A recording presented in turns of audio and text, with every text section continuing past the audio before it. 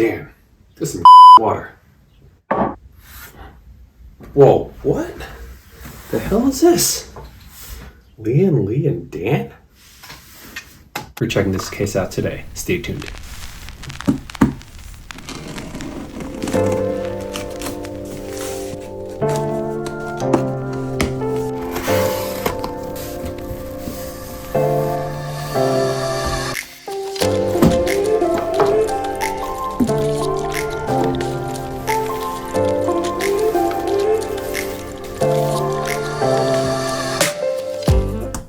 This is a collaboration between Lian and Dan cases. It's the Dan A4 h2o. It's an 11-liter sandwich style ITX case. It's got a nice premium build. It's aluminum all the way around, and it's got vented panels for better airflow. What's nice about this case is all these panels, they do come off.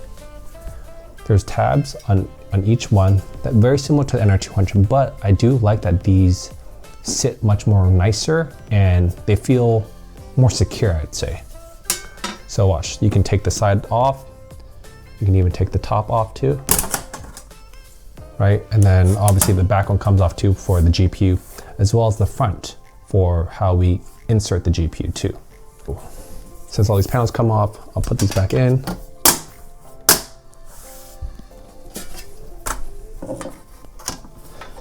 I took off the thumb screws in the back already, so for me to easily access and show it off a little bit. But what's nice about this case is very minimalistic look. As far as the front headers go, we have a power button, we have USB-C, we have a mic and audio jack, and USB-A. So it's very minimal in terms of what you can plug into it, but it's nice that it has a USB-C header. Even though this is a smaller case than the NR200, it packs a huge punch. You've seen other YouTubers put in a 3080 Strix in here, and today we're gonna put in a 3080 Ti. So it's nice that it fits up to a 3-slot GPU, and you're gonna have to utilize the front panel. It's got a nice pass-through to insert the GPU in. The case does also come with a bag of goodies, obviously, but what's nice about it is they include some standoffs for Founder Edition cards for better airflow. If you're interested in finding out how a Founders Edition fits inside of this case, definitely hit the like button down below, as well as don't forget to subscribe too while you're down there. In the meantime, let's go over some other components about this case. So let's pop this back off now again. As you can see, it's much more difficult. Maybe I won't say difficult. It's more snug to take the panel off compared to the NR200. It definitely holds the sides very well. But as far as other components go, beyond the GPU, you can definitely fit a 3-slot GPU, right? As well as the SFX fits here. So this case only features SFX or SFXL compatibility. So for those of you coming from an ATX case or trying to downsize, you'll definitely have to pick up one of those instead. And then as far as the cool option goes, it fits up here. I'll pop this off open for you guys. As far as the cool options, you're only limited to a 240 AIO. So definitely keep that in mind. You will have to be cautious about how you route the tubing, but we'll talk about that a little bit later. And you can definitely just pick up any 240, whatever you have laying around, just plug and go. I've already transferred all my components from the NR200, but as a quick comparison side, let's see how they look. Photo shoot. Pause, pause, pause, pause, pause.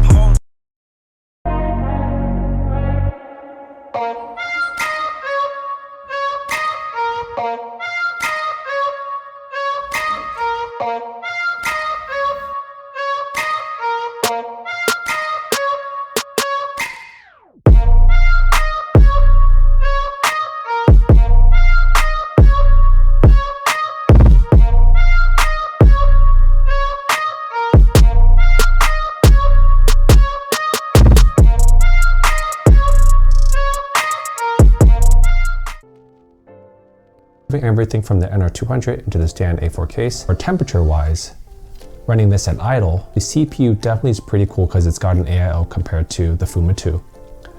It idles at an average of 45.5 degrees Celsius, as well as a max temperature of 65.6 degrees.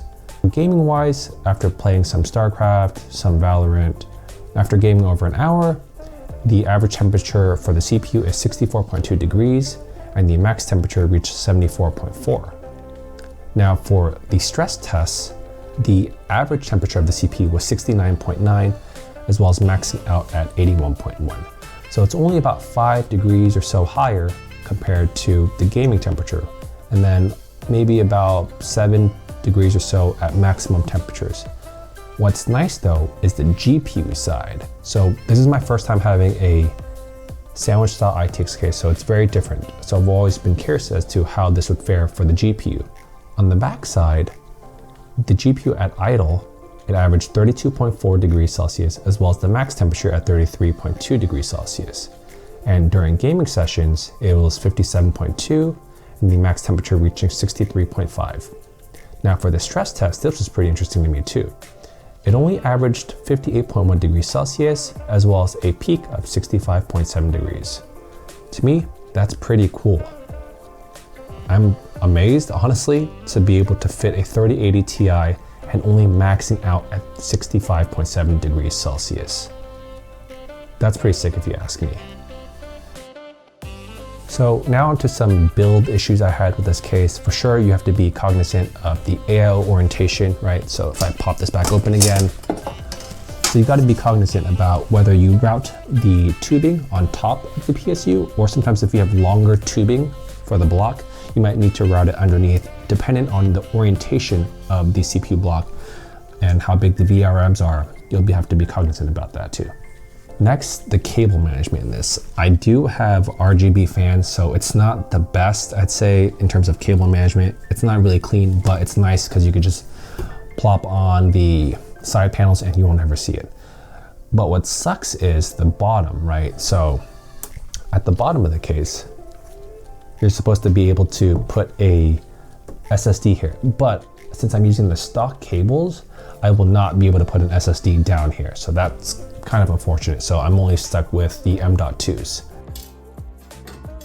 Honestly though, this is a premium feeling case. It's $130 for the PCIe 3.0 version, and then it's $170 for the 4.0 riser cable variant.